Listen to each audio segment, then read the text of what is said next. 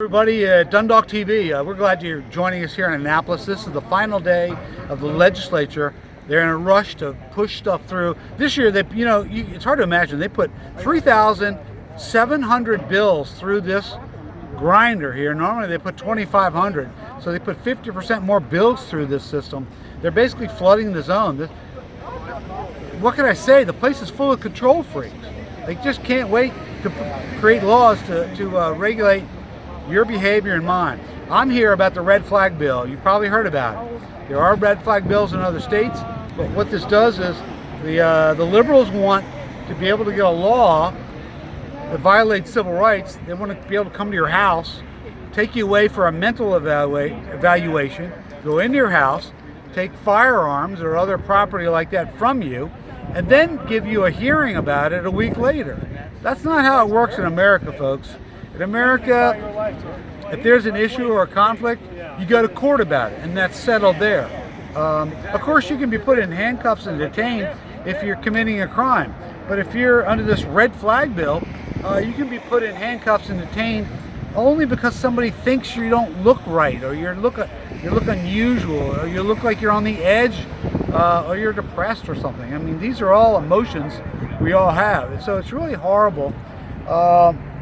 The crazy liberals are attempting to criminalize normal mood swings that people have, people who happen to own firearms. What we understand is it's really just a mechanism they have ginned up in an effort to get into your house to get your firearms from you. They're hoping they're going to make it so unpleasant that maybe you won't ask for them back.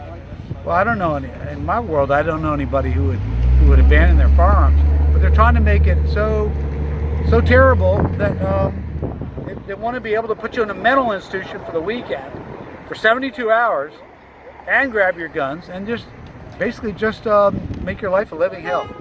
Well, some people do have mental health issues. Do you find that in any circumstances that they should be able to, have some kind of ability to protect you, the person that may have taken some medication or having some kind of nervous breakdown or something from hurting themselves or someone else? What I'm happy to report is that Maryland law already covers the dangerously mentally ill.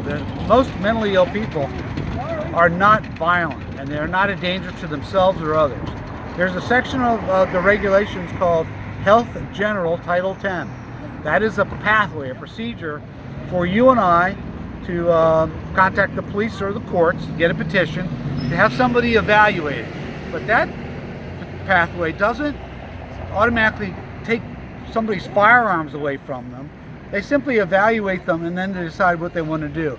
But in most cases, by the time you get to a point where somebody has gotten a petition to have you or I evaluated, generally we're already pretty much over the edge. The symptoms are there that we are mentally ill and maybe dangerously so. That pathway exists in the law right now. Now, as for just plain dangerous people who have firearms, it's called the criminal law, the criminal statutes. If somebody comes out of their house waving a firearm around, that's brandishing a firearm. That's against the law. You call 911. You can get that taken care of. If somebody issues a threat across the back fence, you call 911. And then the police come and you all talk about it. There's actually a criminal investigation. It's just important to remember that the so-called red flag bill is a brand new wrinkle in American law that's thankfully never been tried before. It attempts to put your due process rights downstream of whatever action they take against you. That's not right, especially when you haven't done anything wrong. In Florida, a college kid, made some rude comments on the internet about mass school shootings. So what did they do?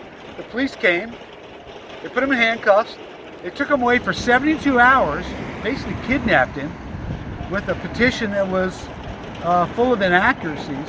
They went to his father's house, took the father's handgun out of a locked safe and said that, we need to keep this. This is just where, this is 1984. This is George Orwell. This is Kafka. Anybody who's read Kafka, The Trial, where there's just a never-ending oppression of your right. It's just amazing that in 2018 that we have to deal with this. Here in Annapolis, they'll try anything to try to get it, especially people who own firearms. Okay, so if anybody wants to contact your Patriots organization, yes, how can they contact you?